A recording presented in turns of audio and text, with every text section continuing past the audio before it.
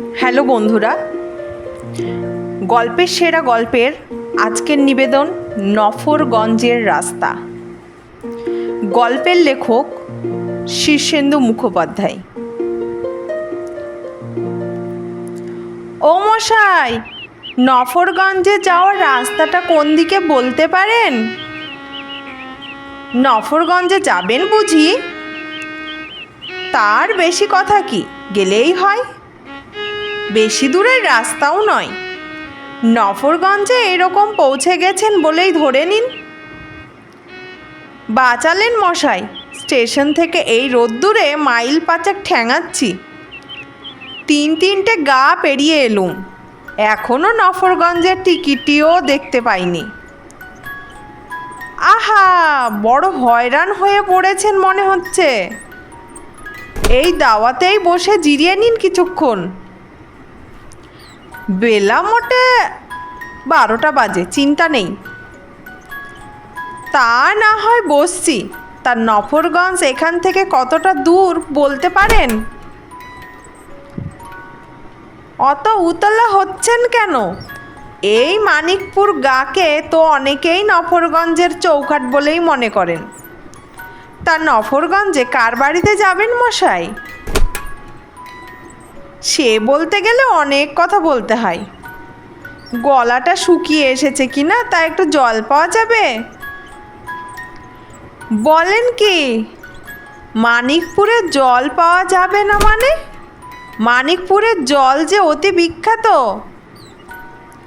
এখানকার জলে কলেরা, সান্নিপাতিক, সন্ন্যাস রোগ, আমাশয়, বেরি সব সারে। এই যে ঘটি ভরা জল, ঢক ঢক করে মেরে দিয়ে দেখেন দেখি 5 মিনিটের মধ্যে শরীরে বল ফিরে আসে কিনা। বাঁচালেন মশাই, তেষ্টায় বুকটা কাঠ হয়ে আছে। কেমন বুঝলেন জল খেয়ে? দিব্যি জল, হুবহু জলের মতোই। জলের মতো লাগলেও ও আসলে জলের বাবা। একবার পেটে সেধলে আর উপায় নেই। লোহা খেলে লোহাও হজম হয়ে যাবে। রোগবালাই পালাই করে পালাবে। হাতির বল এসে যাবে শরীরে। তাই হবে বোধহয়। জল খেয়ে আমার বেশ ভালোই লাগছে। এবার তাহলে রাস্তাটা দেখিয়ে দিলেই রওনা দিতে পারি। আহা, সে হবেক্ষণ। নফরগঞ্জ তো আর পালিয়ে যাচ্ছে না। তা কার বাড়ি যাবেন যেন? কুঞ্জবিহারী দাস মশাইয়ের নাম শোনা আছে কি? কুঞ্জবিহারী? তা কুঞ্জবিহারী কি আপনার কেউ হয়? শালা বা ভগ্নিপদ বা ভাইরা ভাই গোছের? না মশাই না, কুঞ্জবিহারীকে আমি কোনো কালেই চিনি না। তবে প্রয়োজনেই যেতে হচ্ছে। তা ভালো, তবে কি না ভেবে চিনতে যাওয়া আরও ভালো। কেন মশাই, ভেবে চিনতে যাওয়ার কি আছে? মানুষের বাড়িতে কি আর মানুষ যায় না? তার ওপর মাথায় একটা দায়িত্ব নিয়েই যেতে হচ্ছে। সেটা বুঝতে পারছি। প্রাণের দায় না হলে কি আর কেউ সাধ করে নফরগঞ্জের কুঞ্জবিহারীর ডেরায় গিয়ে সেদোবার সাহস করে? আপনি কি বলতে চাইছেন যে কুঞ্জবিহারী খুব একটা সুবিধার লোক নন? সে কথা আবার কখন বলল? না মশাই, আমি বড্ড পেট পাতলা মানুষ।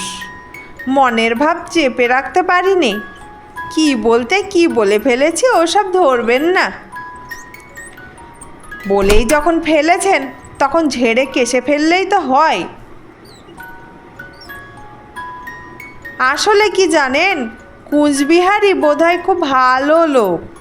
তবে নিন্দুকেরা নানা কথা রটাই আর কি। মশাই, আপনি চেপে যাচ্ছেন। আপনাকে বলতে বাধা নেই যে আমার ভাইজির সঙ্গে কুঞ্জবিহারীর ছেলে বিপ্লব বিহারীর বিয়ের সম্বন্ধ পাকা করতেই আসা। বিপ্লব বিহারী? ওরে বাবা, অমন আঁতকে উঠলেন কেন মশাই? বিপ্লব বিহারী কি ছেলে ভালো নন? শুনেছি সে ভালো লেখাপড়া জানে, এমএসসি পাশ করে আরও কী সব পড়াশোনা করেছে, চাকরিও ভালো করে। তা হবে, কত কিছুই তো শোনা যায়। না, বড্ড মুশকিলে ফেলে দিলেন মশাই। ভাবগতিক তো মোটেই ভালো বুঝছি না। দাদাকে বারবার বললুম ফুলির বিয়ের সম্বন্ধ অত দূরে করো না, কিন্তু দাদা কি আর শোনার পাত্র? বেশ ফ্যাসাদেই পড়া গেল দেখছি। ও মশাই, একটু খুলে বলুন না, এখানে বিয়ে হলে আমার ভাইঝিটা কি জলে পড়বে? ভাইঝি তো আপনার, তাকে জলে ফেলুন ডাঙায় ফেলুন সে আপনার ইচ্ছে, কিন্তু আমি আর কথাটি কইছি না। তাহলে আর কি করা যায়? যাই, নিজের চোখে অবস্থাটা একটু দেখেই আসি। আহা, অত তাড়া কিসের? 2 মিনিট বসেই যান। আমার মেয়েকে বলেছি শশা দিয়ে 2টি মুড়ি মেখে দিতে। দুপুরবেলায় গেরস্ত বাড়িতে শুধু মুখে চলে গেলে যে অকল্যাণ হয়। ডাব বাড়তে গাছে লোক উঠেছে, এলো বলে ডাব খেয়ে মাথাটা ঠান্ডা করুন। না মশাই না, দুপুর গড়িয়ে গেলে চলবে না, সেখানে যে আমার দুপুরে খাওয়ার নেমন্তন্ন। দেরি কিসের? সবে তো 12টা, কত বেশি নয়, কথা আছে। আগে কথাই তো শুনতে চাইছি। নফরগঞ্জের কুঞ্জবিহারী দাস সম্পর্কে জানতে চাইলে এই তল্লাটের গাছপালা গরু বাছরকেও জিজ্ঞাসা করলেও মেলা খবর পেয়ে যেতেন। এই 10-12 বছর আগেও কুঞ্জগুন্ডা দিনে 3টে খুন না করে জল স্পর্শ করতো না। প্রতি রাতে অন্তত গোটা 2 বাড়িতে ডাকাতি না করলে তার ঘুম হতো না। আর রাহাজানি তোলা আদায় কোন গুণটা না ছিল তার। তবে এখন বয়স হওয়াতে রোগ কিন্তু কমেছে, নিতান্ত দায়ে না পড়লে আর বিশেষ লাশটাস ফেলে না। তবে তার জায়গা এখন নিয়েছে তার ছেলে বিপ্লব বিহারী। তফাৎ হচ্ছে বাপ মানুষ মারত দা কুড়ুল দিয়ে, আর ছেলে মারে বন্দুক পিস্তল দিয়ে।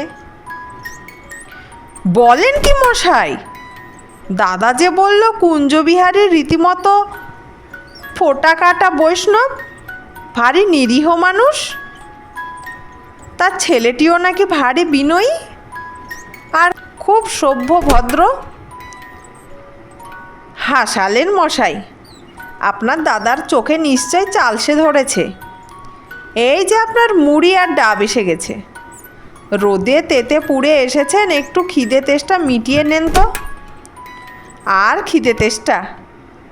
আপনার কথা শুনে খিদে তেষ্টা তো মাথায় উঠেছে। আহা, তা বললে কি আর চলে? তা ভাইজির বিয়ে দেওয়ার জন্য কি আর পাত্র জুটলো না? সেইটাই তো ভাবছি, দাদার তো দেখছি কাণ্ডজ্ঞানী নেই। তাই কুঞ্জগুন্ডা তার ছেলের বিয়েতে কত পণ নিচ্ছে? 2-4 লাখ টাকা হবে না? না মশাই, সেই রকম তো কিছুই শুনিনি, বরং দাদা একবার কথা তোলাই নাকি কুঞ্জবিহারী তার 2 হাত ধরে কেঁদে ফেলে আর কি। লোকটা নাকি বলেছে তাদের বংশেই পণ নেওয়ার কোনো রেওয়াজ নেই। হুঁ, আপনিও বিশ্বাস করলেন সে কথা? আইনের ভয়ে প্রকাশ্যে না নিলেও গোপনে একটা বন্দোবস্ত হয়েছে ঠিকই। ধরে রাখুন 3 থেকে 5 লাখ টাকা হবে। কিন্তু দান সামগ্রী দিতেও যে বারণ করেছে, বলেছে দান সামগ্রী আবার কিসের? আমার ছেলে যদি তার বউকে প্রয়োজনের জিনিস কিনে দিতে না পারে, তবে তাকে যোগ্য পাত্র বলে ধরা যায় না। হে হে হে, কথার মারপ্যাচ মশাই, কথার মারপ্যাচ। ওসব বললে কি আর হয়? বিয়ের পর দেখবেন নানা ছুতোয় হরেক রকম ফিকির ঘাড়ে ধরে আদায় করবে। বিয়ের পর দেখবেন নানা ছুতোই হরেক রকম ফিকির করে ঘাড়ে ধরে আদায় করবে। আপনি তো আমাকে বড়ই টেনশনে ফেলে দিলেন মশাই। এখন এই বিয়ে কি করে ভাঙা যায় তাই ভাবছি। কথা এরকম পাকা হয়েই আছে।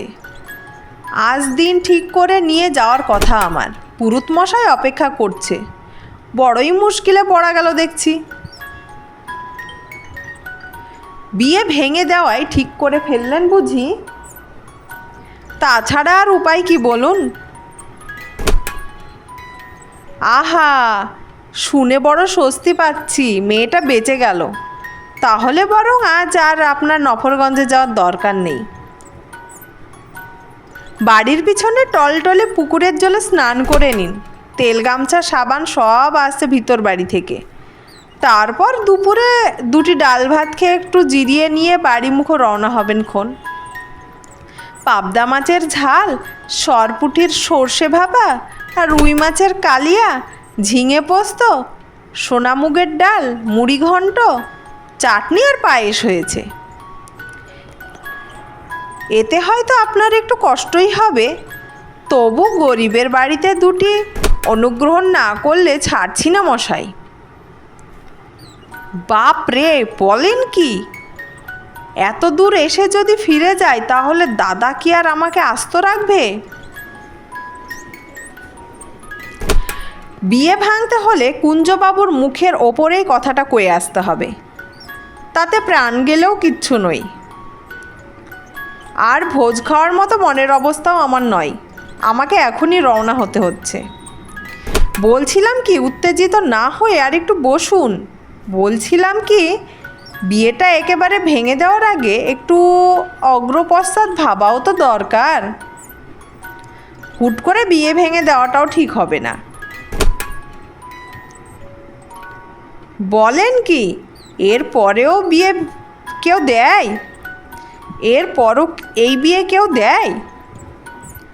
সেটা অবশ্যই ঠিক। তবে কিনা কুঞ্জবিহারী বা বিপ্লব বিহারী বদনাম থাকলেও তাদের সংসারে কিন্তু অশান্তি নেই। কুঞ্জগুন্ডার বউ কুসুম তো ভারী লক্ষ্মীমন্ত মহিলা। পুজো পাঠ, ব্রাহ্মণ সেবা, ধ্যান ধ্যান, অন্যের বিপদে ঝাঁপিয়ে পড়ার মতো মেলা গুণ রয়েছে। হ্যাঁ, এই যে বাঘের ঘরে ঘোগ। যে আজ্ঞে, বিয়ে হলে আপনার ভাইজি দুঃখে থাকবে না। কারণ বিপ্লব বিহারী বাইরে যেমনই হোক, আসলে ছেলে তেমন খারাপ নয়। সন্ডা হলেও সে ফিজিক্সে এমএসসি ফার্স্ট ক্লাস পেয়েছিল, তার ওপরে MBA। স্বভাবও ভারী ভালো, ভারী বিনয়ী, ভারী ভদ্রলোক। এই যে উল্টো গাইছেন মশাই।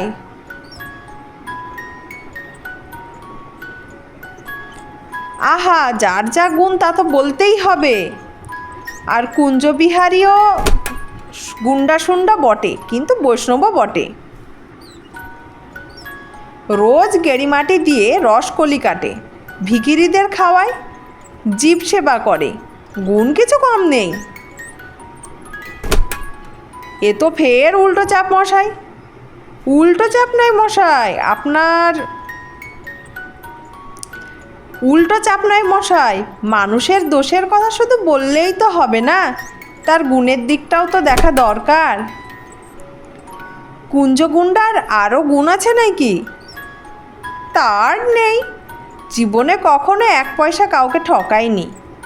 একটি কালো টাকাও তার তবিলে নেই। গরিব দুঃখীর জন্য প্রাণ দিয়ে করেন। গায়ে 4খানা পুকুর কাটিয়েছেন, অনাথ আশ্রম খুলেছেন, স্বর্গত বাপের নামে অন্য সত্র দিয়েছেন, 2টো স্কুল তার পয়সায় চলে।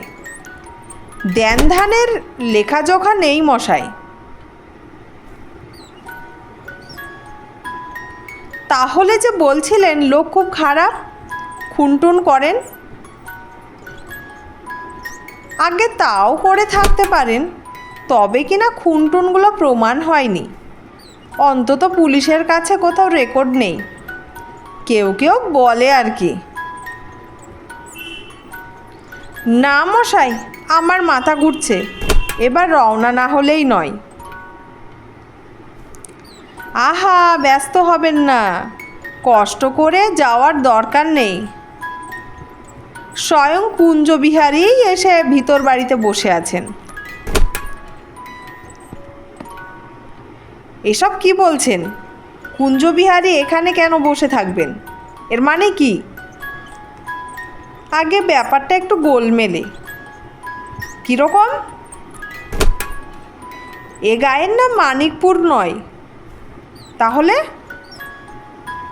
আপনি আতাগঞ্জ পেরিয়ে ডান হাতে রাস্তা ধরে ফেলায় একটু ঘুরপথে ঝালাপুর হয়ে সোজা নফরগঞ্জেই এসে পড়েছেন যে। সোজা মানিকপুর হয়ে এলে রাস্তা 2 মাইল কম পড়তো। তাহলে এ বাড়ি? আগে এটাই কুঞ্জবিহারী দাসের বাড়ি। আমি হলুম গে তার ভাইরা ভাই নবকুমার হাজরা। তাই বলুন।